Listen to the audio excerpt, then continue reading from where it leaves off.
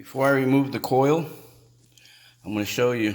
It's got 1 weld, 2 welds, 3 welds, 4 welds on the small line. On the thick line, it's got 1 weld, 2 welds, 3, 4, 5 welds. I'm going to remove this piece from here to here because that's too many welds. And I'm going to remove this piece from here to here. Just so that it'll be 2 welds.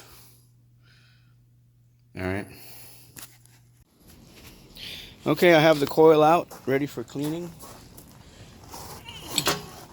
I took this cover off that goes right there. As you can see.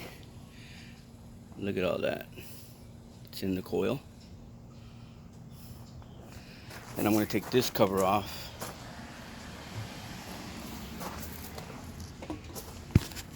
Alright, I took the other cover off. As you can see. All that. And then there's a layer of dog hair. Because I remember one time I was here, they had like 6 dogs. And then all that is hair. All that is hair all the way down. That's the last cover I just showed you. I just flipped it over so I can show you the other side of the coil. Look at all that and all that hair. That's the coil. That steam that you see is the chemical reaction so that it creates heat so that it loosens up all the dirt. See?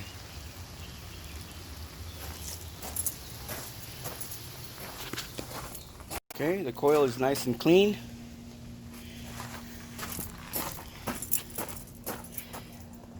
Nice and clean. Nice and clean all the way down. So while this is drip drying, I'm going to prep inside. Now this, I don't know who did this. First of all, the flexible should never be installed here.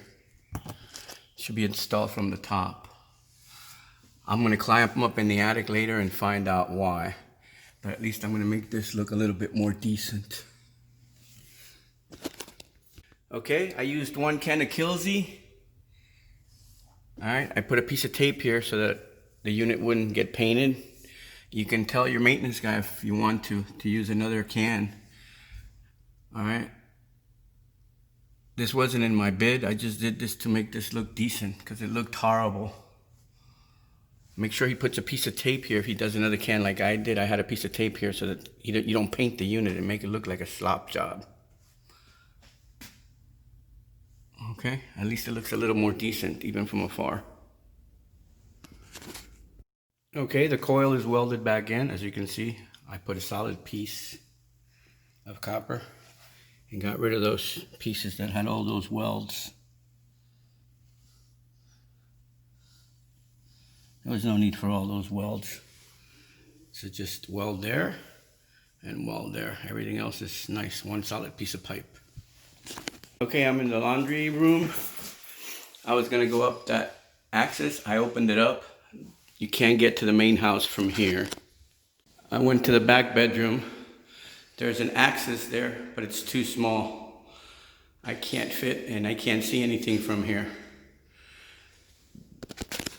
I kept looking and I found this one in the closet of a bedroom. I'm gonna take off the screws. Hopefully that grill will pop out easy, because if not, I don't know what I'm gonna do. They probably cut that out so they can access when they did the original job. I have no idea, because that's not original.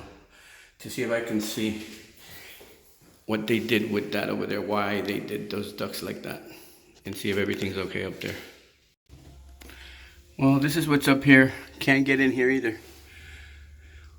They just opened this hole to access those flexibles. So I really can't tell you what's going on up there. Now I'm going to videotape that corner going up to see how nicely sealed it is.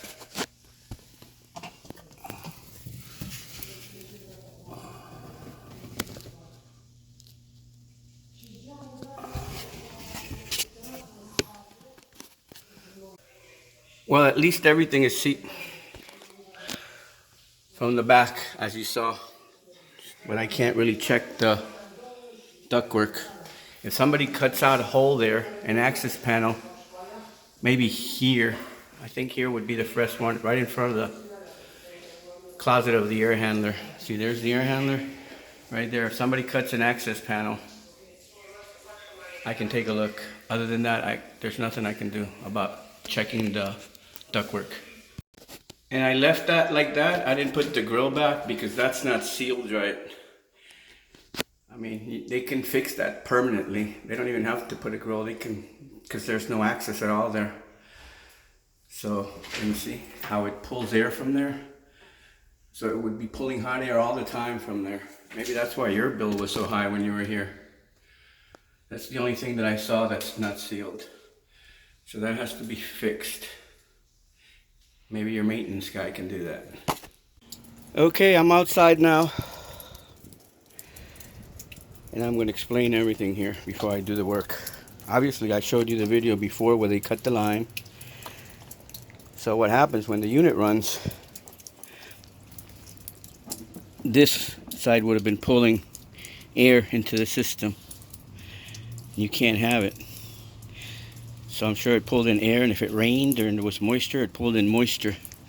So that's why I have to replace this dryer, because that dryer picks up any extra moisture. So that'll be contaminated already. And then I got to put acid away, because when there's moisture mixed with the oil, it creates an acid. And it will burn out the motor, the compressor. So the acid away is a neutralizer to neutralize any acid.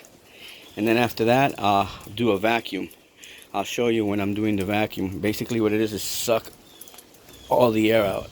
It'll remove any humidity from the system, anything internal, and it'll start from scratch.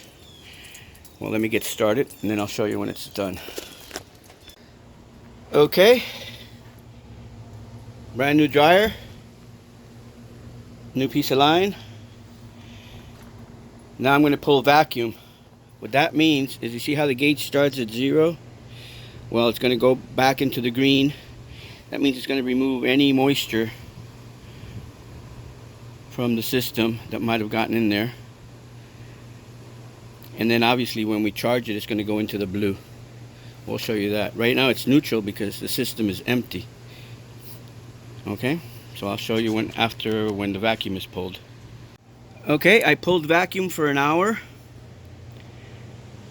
And see how it's in the green right at 30.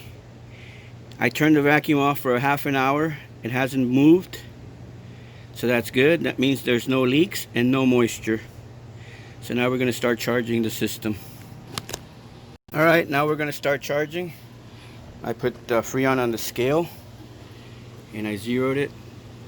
It's moving around because the Freon is moving in there, but it zeroes out. That's basically 0. We're going to start, and we're going to add what the label says, which is 157.2 ounces. Broken down, it's like 9 pounds something. I'll figure that. I'll do the math because it'll go by pounds. Okay, I have some bad news. As you can hear, the compressor is working, but it's not pumping. The way I can tell that is both pressures are the same. Both pressures are identical. This should be way down here, which is the low side, and the high side should be way up here. That's how I know it's not pumping. So we would have had to do everything else anyway, because there was no way of knowing this until we started the unit. So the only additional there would be either you go with a compressor, which everything else had to be done anyway. The coil cleaning, the repairing of the line, the dryer, and the acid away, all that had to be done anyway. And just the compressor. I'm not even going to charge you labor for the compressor, just the compressor. Or go with the new unit, which would be the original work that needed to be done, which would have been the dryer, the acid away, the coil cleaning. But I won't be charging you for refrigerant because the new unit comes with refrigerant. So I will only be charging you for the condenser.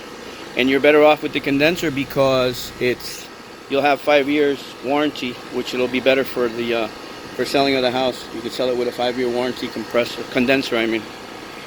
Okay.